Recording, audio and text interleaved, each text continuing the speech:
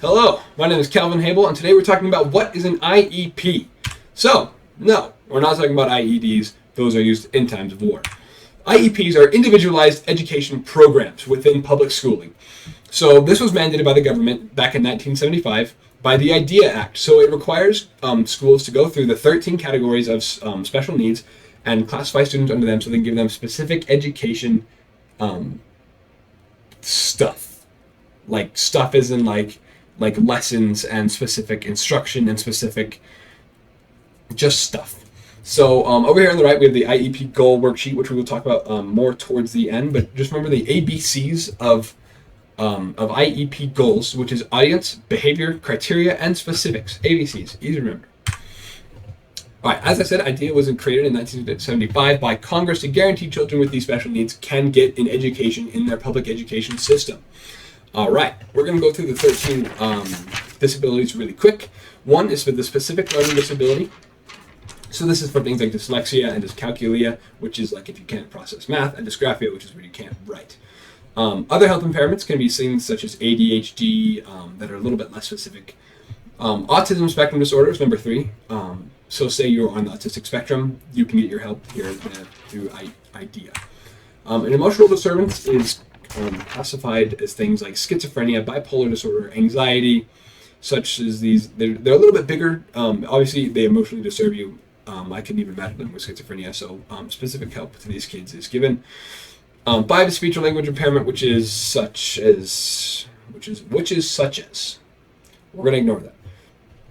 So a student has trouble expressing themselves with words. So like say they know what they want to say, but they can't say it because their mouth just won't do it. It's the same thing with writing. They just have trouble forming the words in their mouths, and they can't quite do it. Visual impairment is being blind. Not if you can wear glasses and still see, you're fine. You don't count into that. You just have 4 eyes. Deafness is number 7. So those who cannot hear or they can hear very little are classified as a hearing aid can help you though. You're not put in this. You're going to be put into number 8, which is hearing impairment. So hearing loss that isn't considered deaf or mostly deaf. You're just hearing impaired. I think this is like one of the examples where you could be hybrid classroom as well as getting an IEP. Deaf blindness. This is a very unique case, very interesting one. So it's when a student is both fully deaf and fully blind. So a great example of this is Helen Keller. She was born in way back when we didn't have any sort of technology, like barely cars, I think. I don't even think cars. So they just had Helen Keller and a teacher, and her teacher taught her how to like understand the world. Because I imagine being deaf and blind, you can't see, can't hear. All you have is your sense of touch and your sense of smell. I have to wonder how they did it. You have to have some really great teachers to teach those students, which is very good that this is classified under the IDEA Act. And number 10 is orthopedic impairment. So physical attributes that you can't use your body.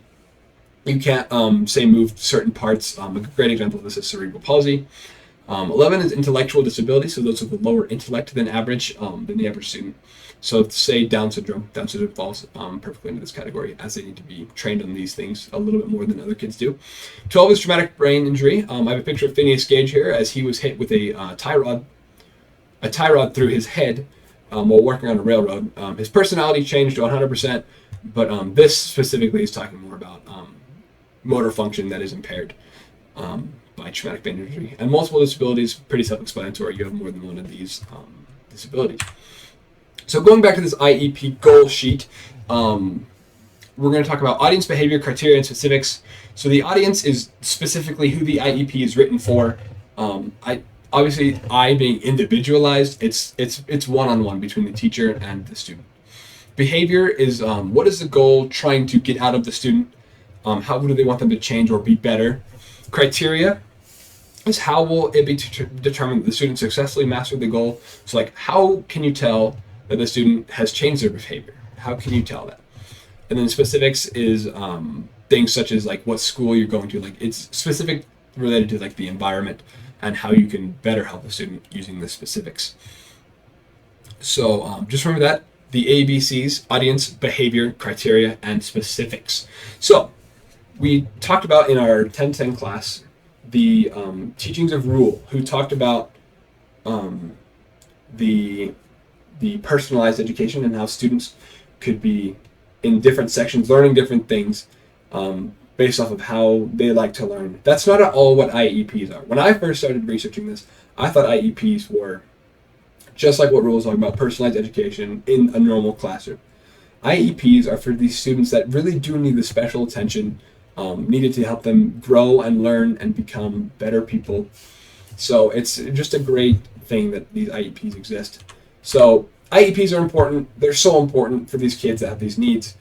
And it's a great thing that the government has mandated this for schools to use, because these students deserve an education just as much as we do, and which is why special education is a very tough thing to get into, but it's obviously very resilient people can do it, and I aspire to be like them. So IEPs are important because they help students with these special needs to learn, and learning is one of the greatest things we can do. All right, and that is the end of my presentation. Thank you very much.